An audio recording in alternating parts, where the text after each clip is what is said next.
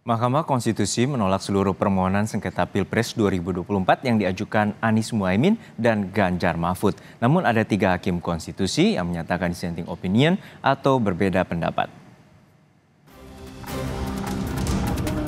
Dalam memutus perkara sengketa Pilpres 2024 yang diajukan Anies Muhaimin dan Ganjar Mahfud, 3 hakim konstitusi memberikan pendapat berbeda atau dissenting opinion.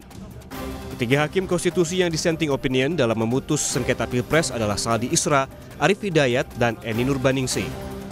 Hakim konstitusi Arief Hidayat menilai Presiden Joko Widodo dan aparat secara terang-terangan bersifat tidak netral. Sejak pemilu presiden dan wakil presiden tahun 2004, 2009, 2014, dan 2019 tak pernah ditemukan pemerintahan yang turut campur dan cawe-cawe dalam pemilihan presiden dan wakil presiden. Akan tetapi pada pemilihan presiden dan wakil presiden tahun 2024 terjadi hiruk pikuk dan kegaduhan yang disebabkan secara terang-terangan. Presiden dan aparaturnya bersifat tidak netral, bahkan mendukung pasangan calon presiden tertentu. Apa yang dilakukan presiden seolah-olah mencoba menyuburkan spirit politik dinasti yang dibungkus oleh virus nepotisme sempit yang berpotensi mengancam tata nilai demokrasi ke depan. Sedangkan Hakim Konstitusi Saldi Isra menyebut penyaluran dana bansos saat pemilu dianggap jadi alat memenangkan paslon tertentu. Sebagai hakim saya memiliki keyakinan yang berbeda dengan sebagian hakim yang lain. Dalam hal ini terdapat fakta persidangan perihal pemberian atau penyaluran bansos atau sebutan lainnya yang lebih masif dibagikan pada rentang waktu yang berdekatan atau berhimpitan dengan pemilu.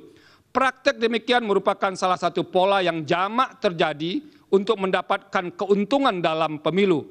Keterlibatan beberapa menteri aktif yang menjadi tim kampanye dalam membagi bansos terasosiasi dengan jabatan presiden secara langsung maupun tidak langsung sebagai pemberi bansos memunculkan atau setidaknya berpotensi atas adanya konflik kepentingan dengan pasangan calon.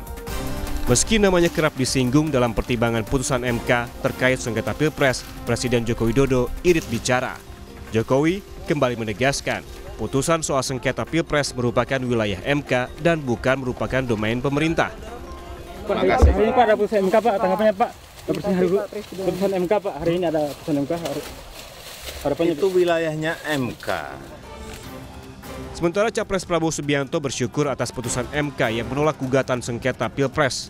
Pasca putusan MK, hari Rabu Prabowo akan KPU untuk penetapan. Proses di Mahkamah Konstitusi sudah selesai dan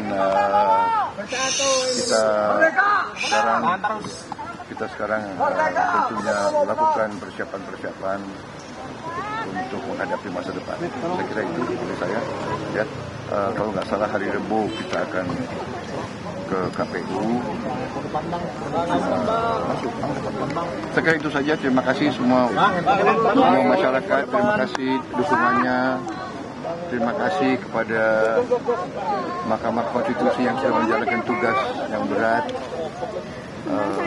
Saya kira itu saja. Terima kasih kepada semua unsur, semua pihak yang telah bekerja keras. Saya kira itu ya. Terima kasih ya. Terima kasih sudah dengan sabar. Oke.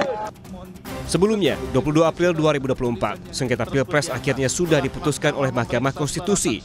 Usai menggelar rapat musyawarah hakim, Mahkamah Konstitusi memutuskan menolak seluruh permohonan perselisihan hasil pemilu atau PHPU yang diajukan Anies Muhaimin dan Ganjar Mahfud. Salinan putusan akan dikirim Mahkamah Konstitusi minimal 2 hari kerja setelah putusan dibacakan. Tim Liputan, Kompas TV. Sesaat lagi, Saudara.